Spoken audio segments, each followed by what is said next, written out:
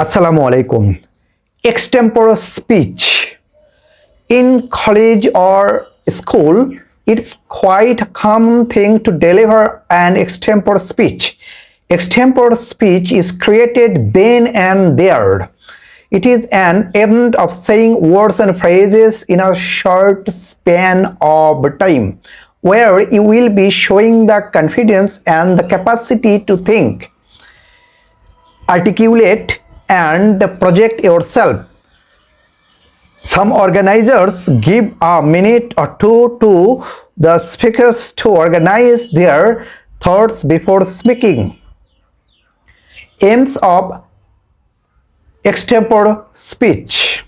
Extempore speech enables the student to think out of the box. It's a great platform to develop communication skills and time management. It pushes one to conceive and generate ideas without any preparation. It makes them address and analyze the issue on the spot. It improves logical thinking and reasoning ability in a learner. Preparing for extempore speech. Know what to speak before delivering the speech. Ponder over the topic for some time and prepare the flow of delivery. Do not start first, as you are likely to end much earlier than the given time.